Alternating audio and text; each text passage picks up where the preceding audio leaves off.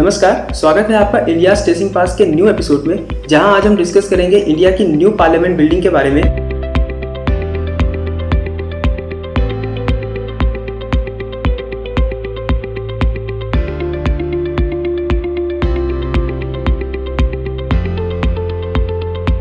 हाल ही में new parliament building का inauguration किया गया। प्राइम मिनिस्टर नरेंद्र मोदी जी द्वारा सेंट्रल विस्टा प्रोजेक्ट के अंदर बनी ये बिल्डिंग इंडिया के आर्किटेक्चर का एक बेहतरीन नमूना है। लेकिन इंडिया को न्यू पार्लियामेंट बिल्डिंग की जरूरत ही क्यों पड़ी? इंडिया की पुरानी पार्लियामेंट बिल्डिंग के बारे में बात करें तो इसको बनाने वाले आर्किटेक्चर सर एडविन लुटियन और हर्बर्ट ब्रेकर थे और इसका फाउंडेशन स्टोन भी प्रिंस आर्थर के द्वारा रखा गया था। पुरानी पार्लियामेंट बिल्डिंग में समय के साथ साथ जगह और सुविधाओं का अभाव होने लगा था। आज के समय के हिसाब से पुरानी संसद में सीटिंग अरेंजमेंट ठीक नहीं था।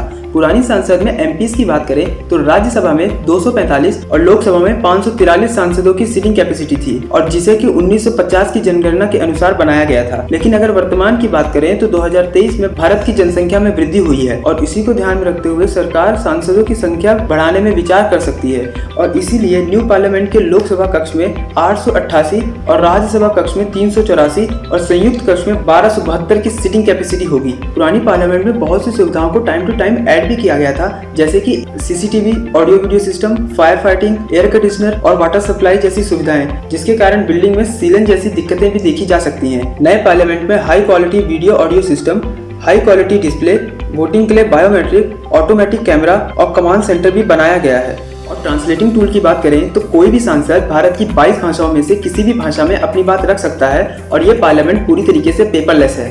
इस पार्लियामेंट के केंद्र में बना है संविधान कक्ष, जहां आपको भारत के इतिहास की झलक देखने को मिलेगी और यहां संविधान की डिजिटल कॉपी भी रखी गई है। पार्लियामेंट बिल्डिंग के ऊपर लगा है भारत का एम्बलम, जिसे पिछले साल ही इनॉग्रेट कर दिया गया था।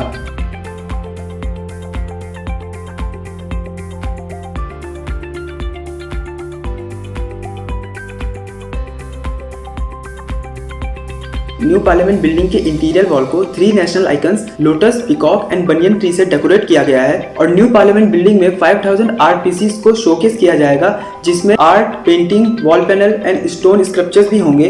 पार्लियामेंट के 6 एंट्रेंस हैं और हर एंट्रेंस में अलग अलग एनिमल्स की मूर्ति लगाई जाएगी, जैसे गज द्वार मतलब एलिफेंट, अश्व द्वार मतलब हॉर्स, गरुड़ द्वार मतलब ईगल, हंस द्वार मतलब स्वान, मकर द्वार मतलब क्रोकोडाइल और शार्दुल द्वार मतलब टाइगर। बिल्डिंग में उन लोगों की मूर्तियां भी लगाई जाएंगी जिन्होंने देश के फ्रीडम, कॉन्स्टिट्यूशन एंड यूनिटी पे वर्क किया है।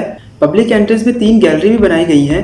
पहली गैलरी है संगीत गैलरी, जिसमें नृत्य, ज्ञान, म्यूजिकल इंस्ट्रूमेंट और हर स्टेट के डांस परफॉर्मेंस दर्शाए गए हैं। दूसरी गैलरी है स्थापत्य गैलरी, जिसमें इंडियन हेरिटेज साइट और यूनेस्को वर्ल्ड हेरिटेज साइट के बारे में बताया गया है। तीसरी गैलरी है शिल्प गैलरी, जिसमें हर स्टेट के हैंडीक्राफ्ट मटेरियल को शोकेस किया गया है। पार्लियामेंट में हिस्टोरिकल सेक्टर को भी स्थापित किया गया है, जिसे सिंगोल कहते हैं। सिंगोल की हिस्ट्री देखी जाए तो सिंगोल का यूज चोला डायनेस्टी में किया जाता था। जब एक राजा दूसरे राजा को पावर ट्रांसफर करता था, तब सिंबल के तौर पे ये सिंगोल भी एक राजा से दूसरे राजा को ट्रांसफर होता था। सिंगोल के ऊपर भगवान शिव के वाहन नंदी भी देखने को मिलेंगे और नंदी को जस्टिस के सिंबल के तौर पे देखा जाता है। और आजादी के समय 1947 में इसी सिंगोल को हमारे first prime minister Nehru ji को ट्रांसफर ऑफ पावर के नाम पे दिया गया था।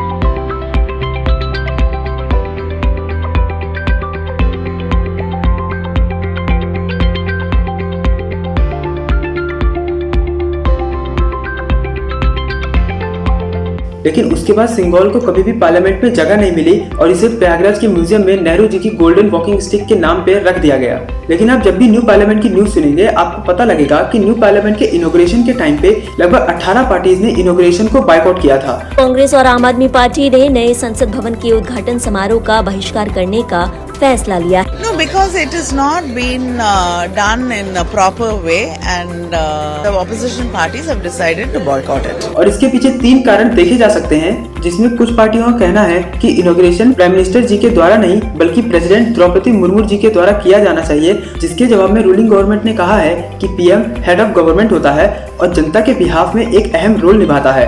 और कई बार देखा भी गया है जब अपोजिशन पार्टी के लीडर्स ने भी कई इनॉग्रेशन किए हैं। बहुत ही शानदार बात की। छत्तीसगढ़ में कांग्रेस की सरकार को क्या हो गया था? राज्यपाल को क्यों नहीं बुलाया गया था? सोनिया गांधी और राहुल गांधी विधानसभा के उद्घाटन में शिला पट्टिका पर उनका नाम क्यों था? तब ये विचारधारा, तब आपकी ये भावना, तब आपका इस तरह का समर्पण कहां चला गया? दरअसल इस सिलापट में उद्घाटन करने वाले नेताओं में राहुल गांधी और सोनिया गांधी के नाम हैं। दोनों ने ही सांसद की हैसियत से उद्घाटन किया था। इसी को लेकर भाजपा ने सवाल उठाया है।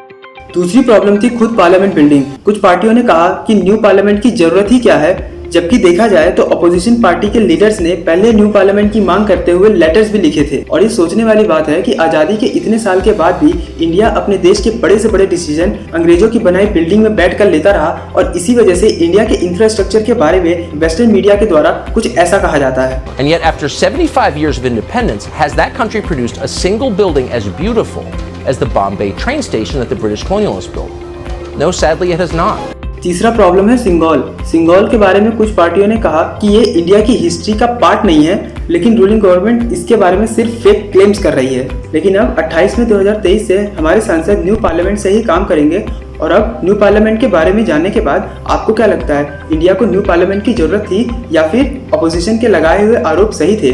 प्लीज कमेंट में जरूर बताएं और न्यू इन्फॉर्मेशन के लिए सब्सक्राइब करें ट्रेसिंग इंडियाज पास्ट को। और अब हम मिलेंगे नए एपिसोड में, तब तक के लिए नमस्कार।